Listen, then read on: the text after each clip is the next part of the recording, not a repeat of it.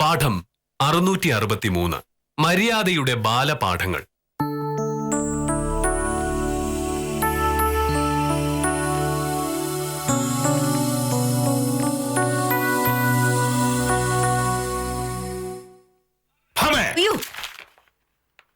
മണി 7 ഇതുവരെ എനിക്കൊരു ചായ കിട്ടിയിട്ടില്ല. നീ ഇവിടെ വാര്യം വച്ചിരിക്കണോ? പാലിതാ അടുപ്പി വെച്ചിട്ടുണ്ട്. അതൊന്ന് തിളച്ചിട്ടുണ്ടെങ്കിൽ ഞാൻ ചായ ഉണ്ടാക്കി തരാം. തിളയ്ക്കാത്ത പാലുകൊണ്ട് ചായ ഉണ്ടാക്കിയാൽ ശരീരത്തിന് ദോഷമാണ് എന്നാണ് ഈ വരി പറഞ്ഞിരിക്കുന്നത്. വന്ന് വന്ന് നിനക്ക് ഒരു അച്ചടക്കവും മര്യാദയില്ലാതായി.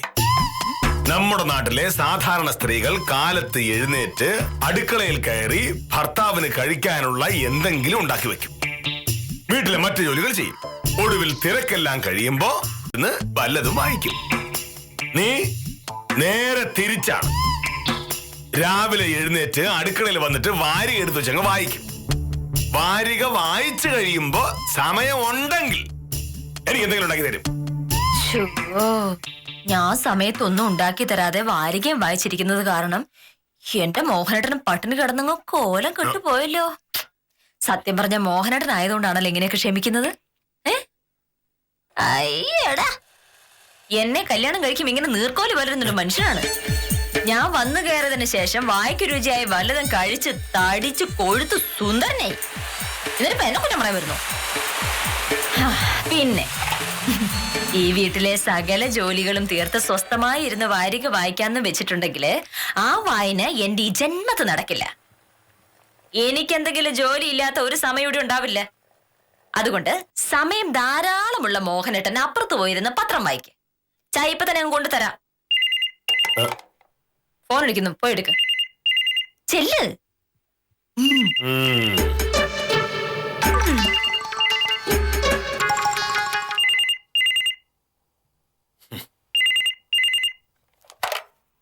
ഹലോ, അതെ, കെ മോഹനകൃഷ്ണനാണ്. എന്താ ശിവല? അത് നടക്കില്ല എന്ന് ഞാൻ പറഞ്ഞാണല്ലോ. രാമഭദ്രന്റെ കൈവശാവകാശ സർട്ടിഫിക്കറ്റ് ഞാൻ കൊടുക്കണമെങ്കിൽ സൂര്യൻ പടിഞ്ഞാറ് ഉദിക്കണം.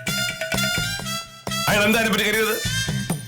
ഞാൻ ഒരു സത്യസന്ധനായ സർക്കാർ ഉദ്യോഗസ്ഥനാണ്. എനിക്ക് കൈക്കൂലി തന്ന് എന്നെ വഴിതെറ്റിക്കാൻ ശ്രമിച്ചാൽ അത് നടക്കില്ല എന്ന് രാമഭദ്രനോട് പറഞ്ഞേക്ക്. ഇനി മേലിൽ രാമഭദ്രൻ എന്നൊരു പേര് ശിശുപാൽ എന്നോട് പറഞ്ഞാൽ ശിശുപാലിന് വിവരം അറിയും. നോക്കിയോ? ചായ. എന്തൊരു ദേഷ്യം മോനട്ടാ. ശിശുപാലിനോട്ട് അറ്റാക്ക് വന്ന് വീണുപോയിട്ടുണ്ടാവും. എങ്ങനെ രക്ഷപ്പെടായിരിക്കും? മുന്നാധാരത്തിന്റെ പകർപ്പില്ലാതെ കൈവശ അവകാശ സർട്ടിഫിക്കറ്റ് വാങ്ങാൻ വന്ന ഒരു രാമഭദ്രനോട് അത് നടക്കില്ല എന്ന് ഞാൻ പറഞ്ഞു. ഉടനെ അയാൾ പുറത്തിറങ്ങി ശിശുപാലിനെ വിളിച്ച് പറയുകയാ ചിത്രം കൊടുക്കാം എന്ന്. ഞാനത് കേട്ടു. മാന്യമായി ജോലി ചെയ്ത് ജീവിക്കുന്ന എന്നെ കൈക്കൂലി തന്ന് സ്വാധീനിക്കാൻ ശ്രമിച്ച അയാളെ അപ്പൊ തന്നെ പോലീസ് ഏൽപ്പിക്കണായിരുന്നു. ഞാനത് ചെയ്തില്ല. ഇപ്പോ ശിശുപാലൻ വിളിച്ച് വീണ്ടും പറയുക അയാളെ സഹായിക്കണമെന്ന്. ഞങ്ങൾ ദേഷ്യമായിരിക്കും. മോഹനേട്ടൻ പറഞ്ഞതൊക്കെ ശരിയാ. നിയമപ്രകാരം കൊടുക്കാൻ പാടില്ലാത്തതുകൊണ്ട് മോഹനേട്ടന്റെ ഭാഗത്ത് തന്നെയാണ് ശരിയും. കൈക്കൂലി തരാൻ ശ്രമിച്ച അയാളെ വേണമെങ്കിൽ മോഹനേട്ടനെ പോലീസിൽ ഏൽപ്പിക്കാവുന്നതുമാണ്. പക്ഷേ ഇപ്പൊ ശിശുപാലൻ ചേട്ടനോട് ഇങ്ങനെ ദേഷ്യപ്പെടുന്നതിനാ? ആ കാര്യം നടക്കില്ല ശിശുപാല എന്ന് പറഞ്ഞങ്ങ് ഫോൺ വെച്ചാ പോരായിരുന്നോ? അങ്ങനെ ശരിയാവും. അന്യായം കണ്ടാൽ ഉച്ചത്തിൽ എതിർക്കണം. അമ്മ ഉണരുവിൻ, ക്ഷണമെണീപ്പിൻ, ജഗദീശ്വരനെ സ്മരിപ്പിൻ, അനീതിയോട് എതിർപ്പിൻ എന്നാണ് വാഗ്ഭടാണെന്ന് പറഞ്ഞിരിക്കുന്നത്. അനീതിയെ എതിർക്കണ്ടെന്ന് ആരാ മോഹനേട്ട പറഞ്ഞത്? പക്ഷെ അനീതിയോട് എതിർക്കുമ്പോൾ എന്തിനാണ് ഈ കോലാഹലം എന്ന് മാത്രമാണ് ഞാൻ ചോദിച്ചത്. സമാധാനമായ ആളുകളെ കാര്യങ്ങൾ പറഞ്ഞ് മനസ്സിലാക്കുക, അതല്ലേ നല്ലത്? ഞാൻ ആ വായിച്ചോണ്ടിരുന്ന വാരിക എഴുതിയിരിക്കുന്നത് എന്താണെന്നറിയാമോ? എന്നാ പറഞ്ഞു തരാം. അനാവശ്യമായി ദേഷ്യപ്പെടുമ്പോൾ നമ്മുടെ ആരോഗ്യവും ആയുസ്സും കുറയുകയാണെന്ന്. ചുരുക്കി പറഞ്ഞിട്ടുണ്ടെങ്കിൽ മോഹനേട്ടൻ ഇങ്ങനെ വഴക്കുണ്ടാക്കുമ്പോൾ മോഹനേട്ടന്റെ ആയുസ് തന്നെയാണ് കുറഞ്ഞോണ്ടിരിക്കുന്നത്. സർട്ടിഫിക്കറ്റ് തരില്ല എന്നിങ്ങനെ പറഞ്ഞാലും സർട്ടിഫിക്കറ്റ് തരില്ല എന്ന് ഉച്ചത്തിൽ പറഞ്ഞാലും ഫലം ഒന്ന് തന്നെയല്ലേ മോനേട്ടാ? ആ അപ്പൊ പിന്നെ ഉച്ചത്തിൽ പറഞ്ഞ് മോഹനേട്ടന്റെ ആരോഗ്യങ്ങളെ എന്തിനാണ്? എന്ത് ചെയ്യാം, ദേഷ്യം നിയന്ത്രിക്കാൻ എന്റെ മോഹനേട്ടന് കഴിയുന്നില്ല. അതായത് സ്വയം നിയന്ത്രിക്കാൻ കഴിവില്ലാത്ത മോഹനേട്ടനാണ് നാട്ടുകാരെ മുഴുവനും നിയന്ത്രിക്കാൻ നടക്കുന്നത്. എന്ത് പറയാ.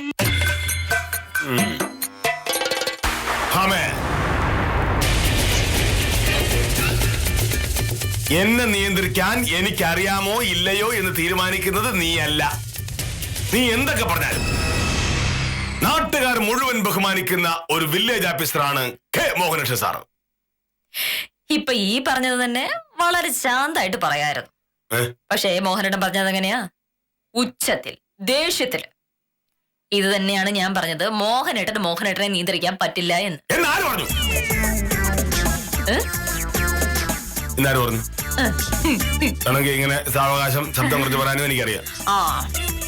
അത് വേണ്ടെന്ന് വെച്ചാ വെറുതെ വീമ്പ് പറയല്ലേ സാറേ. നമ്മുടെ കല്യാണം കഴിഞ്ഞിട്ട് ഇത്രയും നാളായി. ഇതിനിടയ്ക്ക് ഒരു ദിവസമെങ്കിലും ആരോടും വഴക്കുണ്ടാക്കാതെ കഴിച്ചുകൂട്ടാൻ മോഹനേട്ടനെ കൊണ്ട് പറ്റിയിട്ടുണ്ടോ? ഇല്ല. മിക്കവാറും എന്നോട് വഴക്കുണ്ടാക്കും, ഇല്ലെങ്കിൽ വഴിയിലൂടെ പോകുന്ന ആരോടെങ്കിലും, അതും അല്ലെങ്കിൽ ആഫീസിലുള്ളവരോടോ ആഫീസിൽ വരുന്നവരോടോ. മോഹനേട്ടാ, ഉറക്കെ സംസാരിക്കാനും ദേഷ്യപ്പെടാനും ആര് വിചാരിച്ചാലും പറ്റും. ശാന്തമായി സംസാരിക്കാനാണ് പാട്. മോഹനേട്ടൻ എപ്പോഴും പറയാറില്ലേ മോഹനേട്ടൻ വലിയ ഗാന്ധിയനാണെന്ന്? ഗാന്ധിജി ഇങ്ങനെയായിരുന്നു. കാണുന്നവരോട് മുഴുവൻ ഒച്ചയും ബഹളവുമായി നടക്കുന്ന ആളായിരുന്നില്ല ഗാന്ധിജി എന്നാണ് ഞാൻ കേട്ടിരിക്കുന്നത്. ഓ, പറയുമ്പോ ഗാന്ധിയനാണ്, പെരുമാറ്റോ ഹിറ്റ്ലറിന്റേതും. അതാണ് കെ മോഹനകൃഷ്ണൻ. ഒരിക്കലും പറ്റില്ല മോഹനേട്ട. ഇത് മോഹനേട്ടന് ശീലമായി പോയില്ലേ? ദേഷ്യപ്പെടാതെ, ഉച്ചത്തിൽ സംസാരിക്കാതെ എത്ര ദിവസം കഴിയും? ഒരുപാട് ദിവസമൊന്നും വേണ്ട, ഒരൊറ്റ ദിവസം. ഇന്നൊരൊറ്റ ദിവസം മോഹനേട്ടൻ ആരോടും ദേഷ്യപ്പെടാതിരുന്നിട്ടുണ്ടെങ്കിൽ മോഹനേട്ടൻ പറയുന്നത് ഞാൻ ചെയ്യും. ഉറപ്പ്. പന്തയം ഞാൻ ജയിച്ചാൽ നിനക്ക് ഭയങ്കര ബുദ്ധിമുട്ടാവും. പന്തയം ഞാനല്ലേ ജയിക്കൂ. ഇനി ഇപ്പൊ മോഹനേട്ടൻ ഒരു ദിവസം മുഴുവൻ ദേഷ്യപ്പെടാതിരുന്ന് ഞാനങ്ങ് തോറ്റിട്ടുണ്ടെങ്കിൽ അത് ഞാൻ സഹിച്ചോളാം. നീ ദേഷ്യപ്പെടാൻ പാടില്ല. ഇവിടെ എനിക്ക് ദേഷ്യം വരും. ഞാനല്ലെങ്കിലും ദേഷ്യപ്പെടാറില്ലല്ലോ. ശരി, ഈ നിമിഷം മുതൽ നമ്മൾ രണ്ടുപേരും ദേഷ്യപ്പെടുകയോ വഴക്കുണ്ടാക്കുകയോ ചെയ്യില്ല.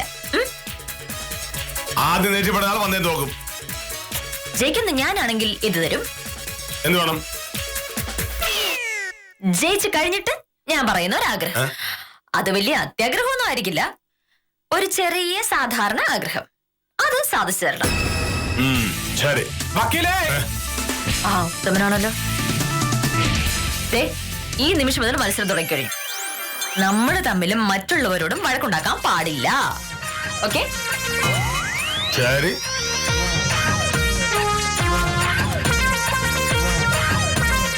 നമസ്കാരം ഡോക്കിലെ. ആ ശശാങ്കന്റെ അതിർത്തി തർക്കം വീണ്ടും ഭയങ്കരമായിട്ട് വഷളായി. ഇന്നലെ രാത്രി രാജേന്ദ്രൻ ശശാങ്കന്റെ പുരയിടത്തേക്ക് കയറ്റി വെച്ചൊരു വേലി കെട്ടി. ഭയങ്കര ചീത്ത വിളിയും ബഹളമായിരുന്നു വക്കീലെ. ഇനിയിപ്പോ കോടതിയിൽ പോയാലേ പ്രശ്നം തീരുള്ളൂ എന്നുള്ള കാര്യം ഉറപ്പാ. ശരി, അത് അവിടെ തന്നെ നിൽക്കട്ടെ. സുന്ദരേശന്റെ കേസ് എന്റെ അടുത്ത് കൊണ്ടുവന്നത് ആരാ? ആ കേസ് ഞാൻ കഷ്ടപ്പെട്ട് വാദിച്ച് ജയിച്ചു എന്നുള്ള കാര്യം ഉത്തമൻ അറിഞ്ഞു കാണുമല്ലോ. അത് പിന്നെ ഞാൻ അറിയാതിരിക്കും, ഞാൻ കൊണ്ടുവന്ന കേസല്ലേ. എന്നിട്ട് എന്താണ് ബാക്കി തരാനുള്ള കാശ് സുന്ദരേശൻ ഇതുവരെയായിട്ടും തരാതിരിക്കുന്നത്? അയ്യോ, ആ കാശ് കിട്ടിയില്ലേ? ഇല്ല, തന്നില്ല. ഇന്നലെ രാവിലെ സുന്ദരേശനെ കണ്ടപ്പോ എന്റെ അടുത്ത് പറഞ്ഞാണല്ലോ ഇന്നലെ തന്നെ വക്കീലിന്റെ കാശ് കൊണ്ടുവന്ന് കൊടുത്തെന്ന്. എനിക്ക് കാശ് കിട്ടിയിട്ടില്ല. അയ്യോ, അത് വേറെ എന്തെങ്കിലും തിരക്കായിരിക്കും, അതുകൊണ്ടാ. അല്ലാതെ സുന്ദരേശൻ കാശിന്റെ കാര്യത്തിൽ കള്ളം കാണിക്കേയില്ല. ആള് ഭയങ്കര ഡീസന്റ് ആണ്. വക്കീലിന്റെ പൈസ ഇന്ന് ഉച്ചയ്ക്ക് മുമ്പ് ഞാൻ വാങ്ങി വക്കീൽ ആഫീസിൽ കൊണ്ടുവന്ന് തന്നിരിക്കും. സത്യം പോരെ? നമസ്കാരം സർ. അങ്ങനെ ആയാ മതി. രൂപ 15,000 സുന്ദരേശൻ തരാനുള്ളത്. എനിക്കറിയാം, 15,000 അല്ലേ? 15,000. അത് കിട്ടിയിട്ട് എനിക്കൊരു കാര്യമുണ്ട്. അപ്പൊ ശശാങ്കന്റെ കേസാ?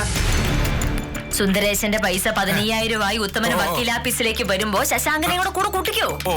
നമുക്ക് കേസിന്റെ കാര്യം അപ്പൊ സംസാരിക്കാലോ. ശരി ശരി ശരി ശരി. മോനെ സാറേ, സാറൊന്നും മിണ്ടിയില്ല. അയ്യോ, അക്കാര്യം ഉത്തമനോട് പറയാൻ ഞാൻ വിട്ടു. ഇന്നു മുതൽ കെ മോഹനകൃഷ്ണൻ സാറ് ഒരു പുതിയ മനുഷ്യനാണ്. ആരോടും വഴക്കുണ്ടാക്കില്ല, ഉച്ചത്തിൽ സംസാരിക്കില്ല, ഭയങ്കര മാന്യൻ. മോനോട് സാറ് ഉച്ചത്തിൽ സംസാരിക്കാതിരിക്കൂ, ഞാൻ വിശ്വസിക്കൂല. ഉത്തമ, എന്ത് സാറേ? ഉത്തമ, ഞാനൊരു വില്ലേജ് ഓഫീസറാ. എനിക്കൊരു കാര്യം ചെയ്യുമ്പോ അത് മറ്റുള്ളവർ വിശ്വസിപ്പിക്കുക എന്ന ലക്ഷ്യമില്ല. ആര് വിശ്വസിച്ചാലും ഇല്ലെങ്കിലും ഞാനതൊരു പ്രശ്നമായി എടുക്കാറുമില്ല. ഉത്തമൻ ഗോവിന്ദനും കുട്ടിയുടെ പോക്കുവരവുള്ള അപേക്ഷ വില്ലേജ് ഓഫീസിൽ തന്നിരുന്നുവല്ലോ. ആ പോക്കുവരവ് നടക്കണമെങ്കിൽ ഗോവിന്ദൻ കുട്ടി വില്ലേജ് ഓഫീസിൽ നേരിട്ട് വന്ന് എന്നെ ഒന്ന് കാണണമെന്ന് അറിയിക്കാൻ കഴിയുമോ?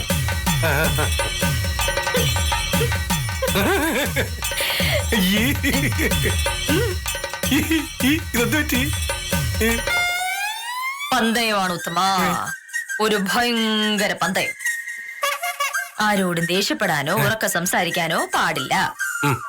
ആദ്യം ദേഷ്യപ്പെടുന്നയാള് തോക്കും, മറ്റേയാള് പറയുന്നതെല്ലാം ചെയ്യേണ്ടിയും വരും. പന്തയം തോക്കാതിരിക്കാനായി വില്ലേജ് ഓഫീസർ നെല്ലിപ്പലയോളം ക്ഷമിച്ച് നടക്കുക. പക്ഷെ എത്ര നേരത്തേക്കെന്നാ? മോഹനേട്ടന്റെ നിയന്ത്രണം ഒരുപാട് നേരം ഒന്നും നിക്കില്ല എന്നുള്ള കാര്യം എനിക്കറിഞ്ഞൂടെ. ഇനിയിപ്പോ വാശിക്ക് വഴക്കുണ്ടാക്കാതിരുന്നെങ്കിൽ തന്നെ വഴക്കുണ്ടാക്കിക്കാനാണോ പാട്?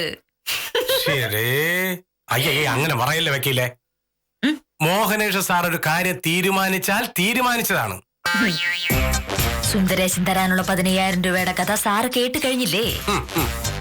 ആ 15,000 രൂപയുടെ പേരിൽ സാറിനെ പ്രകോപിപ്പിച്ച് ഇപ്പൊ തന്നെ ഞാനൊരു വഴിക്കാക്കും. അത് ഞാൻ കാണിച്ചുതരാം. മര്യാദക്കിരിക്കുന്ന ഭർത്താവിന്റെ വായിൽ കോലിട്ട് ചീത്ത വെളുപ്പിക്കുന്ന ഭാര്യ. ഈനാമ്പേച്ചയ്ക്ക് മരപ്പട്ടി കൂട്ട് എന്ന് പറയുന്നത് എവരെ പറ്റി തന്നെയാണ്. മോഹനേട്ടാ, സുന്ദരേശൻ തരുന്ന 15,000 രൂപ കൊണ്ട് എന്താ നമ്മള് ചെയ്യണ്ടേ? സഹകരണ ബാങ്കിൽ ഇട്ടാലോ? ഫിക്സഡ് ഡെപ്പോസിറ്റ് ഇട്ടുണ്ടെങ്കിൽ നല്ല പലിശ കിട്ടില്ലേ? ഉത്തമൻ പൈസ കൊണ്ടുവരുമ്പോ വാങ്ങി വെച്ചേക്കും. നാളെ രാവിലെ പോകുമ്പോ ഞാൻ സഹകരണ ബാങ്കിൽ ഇട്ടുകൊള്ളാം. അയ്യേടാ, എന്തൊരു മര്യാദക്കാരാന്ന് നോക്കി. ഞാൻ കഷ്ടപ്പെട്ട് ജോലി ചെയ്ത് സമ്പാദിച്ച രൂപ 15,000 ഒരു ബുദ്ധിമുട്ടും കൂടാതെ വാങ്ങി സഹകരണ ബാങ്കിലെ മോഹനേട്ടന്റെ അക്കൗണ്ടിൽ കൊണ്ടുപോയിടാൻ പോകുന്നു. നടന്നത് തന്നെ. അതിന്ന് 10,000 രൂപ വിദ്യാലക്ഷ്മി കൊടുക്കാതെ ഞാൻ നേരത്തെ പറഞ്ഞതാണ്. ഇന്ന് പൈസ കിട്ടിയിട്ടുണ്ടെങ്കിൽ ഞാൻ നമുക്ക് കൊടുക്കും. പിന്നെ 5,000 രൂപ നല്ല 2 ചുരിദാർ വാങ്ങണമെന്ന് ഞാൻ കുറെ നാളായിട്ട് വിചാരിക്കുക. പക്ഷെ എനിക്ക് പൈസ കിട്ടിയിട്ടുണ്ടെങ്കിൽ ഉടനെ മോഹനേട്ടൻ അത് വാങ്ങിക്കൊണ്ട് പോവില്ലേ? പിന്നെ എങ്ങനെയാ ചുരിദാർ വാങ്ങുക? ഇന്ന് പോയി 2 ചുരിദാറും വാങ്ങി വിദ്യാലക്ഷ്മിയുടെ കൂടെ സുലൈമാനിക്കായുടെ ഹോട്ടലിൽ പോയി ഒരു ബിരിയാണിയും കഴിച്ച് വൈകിട്ട് ഒരു 5:30 ആകുമ്പോഴേക്കും ഞാൻ ഇങ്ങ് വരാം. എന്ത് പറയുന്നു മോനേട്ടാ? വിദ്യാലക്ഷ്മി നിന്റെ അടുത്ത സുഹൃത്താണ്. അടുത്ത സുഹൃത്തുക്കളുമായി പണമിടപാട് നടത്താതിരിക്കുന്നതാണ് നല്ലത്. സൗഹൃദം പോകാൻ അത് മതി. പിന്നെ ചുരിദാർ വാങ്ങുന്ന കാര്യം, നിനക്ക് ആവശ്യത്തിലധികം ചുരിദാറുകൾ ഉണ്ടല്ലോ. എന്തിനാണ് ചുരിദാറൊക്കെ വാങ്ങി പണം വെറുതെ ചെലവായി കളയുന്നത്? സുലൈമാനിക്കയുടെ കടയിൽ നിന്ന് ബിരിയാണി കഴിക്കുന്നതും ഒരു ധൂർത്താണ്. ഈ ബിരിയാണി എന്ന് പറയുന്നത് ശരീരത്തിന് നല്ലതല്ല. മോഹനേട്ടൻ ഇനി എന്തൊക്കെ പറഞ്ഞാലും ഈ 15,000 രൂപയിൽ നിന്ന് 1 രൂപ പോലും മോഹനേട്ടൻ കിട്ടാൻ പോകുന്നില്ല. വേണ്ട, ഞാൻ പറയാനുള്ളത് പറഞ്ഞു മാത്രം. എന്റെ പൊന്നോ, വില്ലേജ് ഓഫീസർ അങ്ങ് മര്യാദക്കാരുടെ രാജാവായി പോയില്ലേ? ഇപ്പൊ എന്ത് പറഞ്ഞു പ്രകോപിപ്പിക്കും?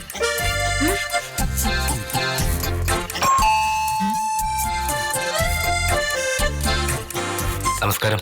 വില്ലേജ് ഓഫീസർ മോഹനകൃഷ്ണൻ സാറിന്റെ വീടല്ലേ? അതെ. സാറിനൊന്ന് കാണാമെന്നതാ. എന്താ കാര്യം?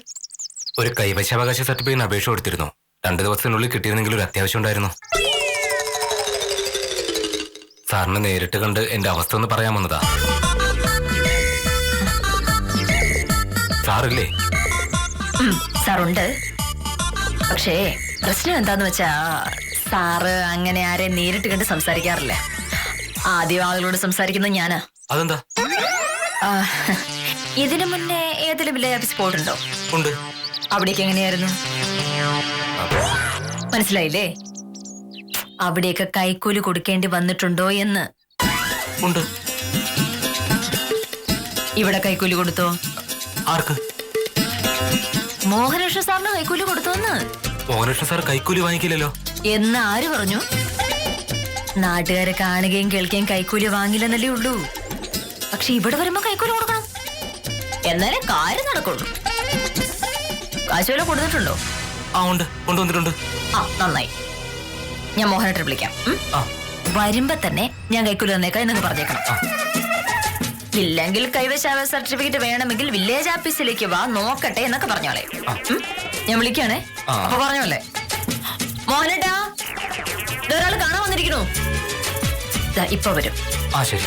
വരുമ്പോ ഞാൻ പറഞ്ഞ പോലെ തന്നെ പറയണം, മനസ്സിലായല്ലോ? ശരി. ശരി.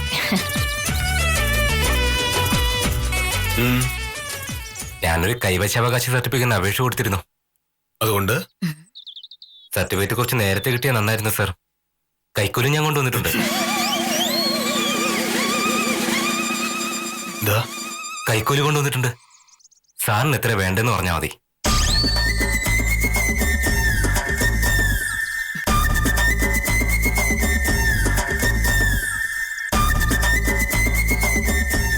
എന്താ പേര്? ബാലേന്ദ്രൻ. ബാലചന്ദ്ര, ഞാൻ നിയമം അനുസരിച്ച് മാത്രം പ്രവർത്തിക്കുന്ന സത്യസന്ധനായ ഒരു വില്ലേജ് ഓഫീസറാണ്. നമ്മുടെ നാട്ടിലെ നിയമം അനുസരിച്ച് സർക്കാർ ഓഫീസിൽ ഒരു കാര്യം സാധിക്കാനായി പാരിതോഷികങ്ങൾ കൊടുക്കുന്നതോ വാങ്ങുന്നതോ കുറ്റകരമാണ്. അതുകൊണ്ട് തന്നെ ഞാൻ കൈക്കൂലി വാങ്ങാറില്ല. ഇപ്പോ ഇവിടെ വന്ന് എനിക്ക് കൈക്കൂലി തരാം എന്ന് ബാലചന്ദ്രൻ പറഞ്ഞതിന്റെ പേരിൽ മാത്രം എനിക്ക് നിങ്ങളെ പോലീസിനെ കൊണ്ട് പിടിപ്പിക്കും. കുറച്ചു കാലം ബാലചന്ദ്രൻ ലോക്കപ്പിലും സബ് ജയിലിലെയും അഴികൾ 1, 2, 3 എന്ന് തുടങ്ങി എണ്ണേണ്ടി വരും. അങ്ങനെ ഒരു അക്രമം ഞാൻ ചെയ്യാതിരിക്കണമെങ്കിൽ പ്രിയപ്പെട്ട ബാലചന്ദ്ര, എത്രയും പെട്ടെന്ന് ഇവിടുന്ന് മടങ്ങിപ്പോകണം. അല്ല സാർ, ഒരിക്കൽ പറഞ്ഞ കാര്യങ്ങൾ വീണ്ടും പറയാൻ എനിക്കിഷ്ടമല്ല. അതിനുള്ള അവസരം ഉണ്ടാക്കാതിരിക്കുന്നതല്ലേ സഹോദര നല്ലത്. അല്ല, സാറ് കൈക്കൂലി വാങ്ങുമെന്ന് പറഞ്ഞത് സാറിന്റെ ഭാര്യ. കൈക്കൂലി തന്നില്ലെങ്കിൽ സാറൊന്നും ചെയ്തു തരില്ല എന്നും പറഞ്ഞു. അതുകൊണ്ടാ ഞാൻ കാശിന്റെ കാര്യം പറഞ്ഞത്. സാർ ക്ഷമിക്കണം.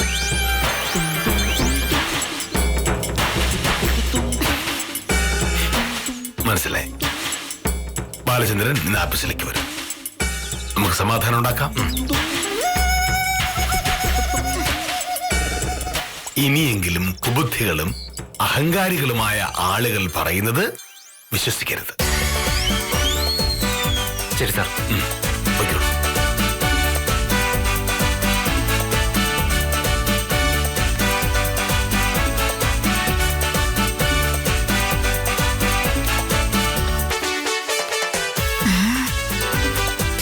കേട്ടില്ലല്ലോ.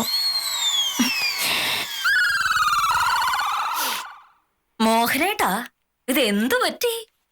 എത്രക്ക് ക്ഷമയുണ്ടോ വില്ലേജ് ഓഫീസർക്ക്?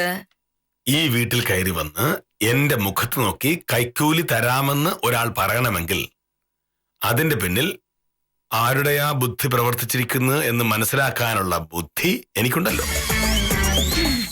എന്നാലും ആ ഉപദേശം ഒന്ന് കേൾക്കേണ്ടത് തന്നെയായിരുന്നു. പെട്ടെന്ന് ഞാൻ കരുതിയതേ മോഹനേട്ടൻ വില്ലേജ് ഓഫീസറുടെ പണി രാജിവെച്ച് ഉപദേശിയാകാൻ പോയിട്ടുണ്ടെങ്കിൽ ശോഭിക്കുന്ന അത്രയ്ക്ക് രസമല്ലായിരുന്നോ? നീ എന്റെ ഷർട്ടും മുണ്ടും ഇതുവരെ തേച്ചു വെച്ചിട്ടേ ഇല്ല. സമയം 7:30 ആകാറായി. ഷർട്ടും മുണ്ടും തേച്ചിരുന്നുവെങ്കിൽ വളരെ നന്നായി. മോഹനേട്ടാ, ദേഷ്യപ്പെടില്ല എന്നല്ലേ നമ്മൾ പന്തയം വെച്ചിട്ടുള്ളൂ. പക്ഷെ സാധാരണ മനുഷ്യർ സംസാരിക്കുന്ന പോലെ ഒന്ന് സംസാരിച്ചൂടെ? ഇപ്പോഴത്തെ മോഹനേട്ടന്റെ സംസാരം കേട്ടിട്ടുണ്ടെങ്കിലേ ഏതോ പരിചയമില്ലാത്ത മനുഷ്യർ തമ്മിൽ സംസാരിക്കുന്ന പോലെ ഉണ്ട്. ശരി, ഞാൻ ആദ്യം കഴിക്കാൻ എന്തെങ്കിലും ഉണ്ടാക്കാം. അത് കഴിഞ്ഞിട്ട് ഷർട്ട് മുണ്ടും തേച്ചാ പോരെ? അതൊക്കെ നിങ്ങളുടെ ഇഷ്ടം. എനിക്ക് കൃത്യം 9:30 ഇവിടുന്ന് പുറപ്പെടാനുള്ളതാണ്. അതിന് പറ്റുന്ന രീതിയിൽ ജോലികളൊക്കെ തീർത്താൽ കൊള്ളാം. നിൽക്കൂ, പോയില്ലേ? ഈ ഗ്ലാസ് കൂടി കൊണ്ടു. വീണ്ടും തിരിച്ചു വന്നു. മിക്കവാറും എന്റെ പൈസ ആയിട്ട് തിരിച്ചു വന്നതാവും. അങ്ങനെയാണെങ്കിൽ ഞാൻ ഇന്ന് അടിച്ചു പൊളിക്കും. ഈ ക്ലാസ് പിടിച്ചേ. ഇപ്പൊ വരാം.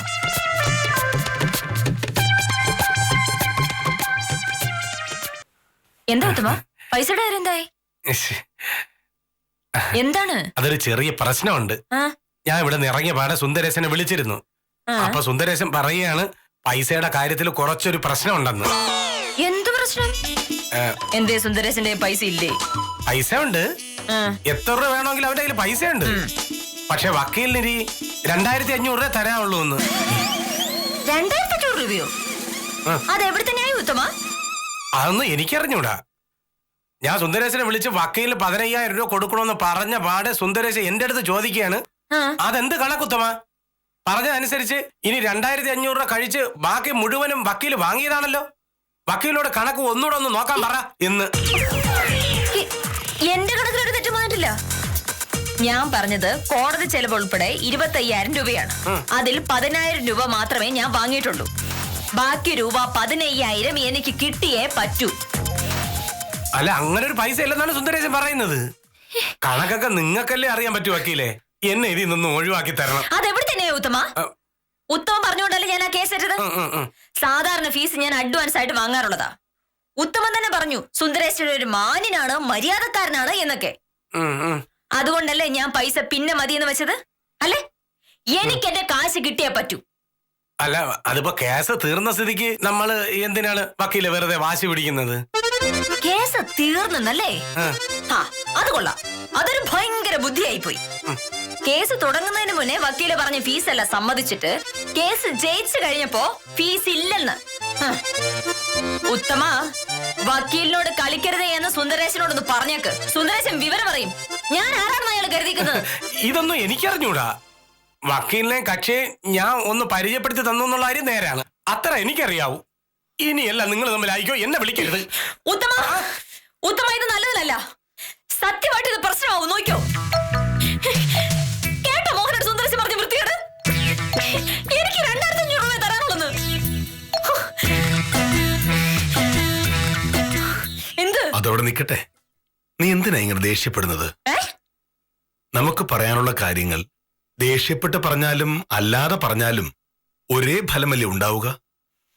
അപ്പൊ പിന്നെ നമ്മൾ ദേഷ്യപ്പെട്ട് നമ്മുടെ ആരോഗ്യം കളയണോ?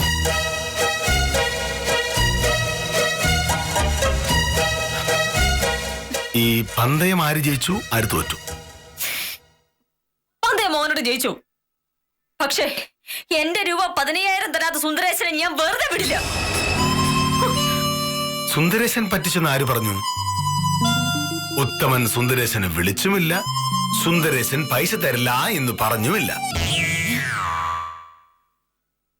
പക്ഷേ ഞാൻ ഉത്തമനെ വിളിച്ച് പറഞ്ഞതിന് പ്രകാരമാണ് ഇപ്പോ ഉത്തമൻ ഇവിടെ വന്ന് ഇങ്ങനെയൊക്കെ പറഞ്ഞത്. എന്നെ കാണാൻ ഒരാൾ വന്നപ്പോൾ നീ പോയി എനിക്ക് കൈക്കൂലി തരുന്ന കാര്യം പറഞ്ഞില്ലേ? ആ നേരത്ത് ഞാൻ ഉത്തമനെ വിളിക്കുകയായിരുന്നു. നീ ഇട്ട ചൂണ്ടയിൽ ഞാൻ കൊത്തിയില്ല, പക്ഷേ ഞാനിട്ട ചൂണ്ടയിൽ നീ കൊത്തി. മോഹനേട്ടൻ ജയിച്ചു സമ്മതിച്ചു പോരെ? പോരല്ലോ. ഇനിയെന്തോ? ഇനി ഞാൻ പറയുന്നത് നീ അക്ഷരം പ്രതി അനുസരിക്കുകയും വേണം.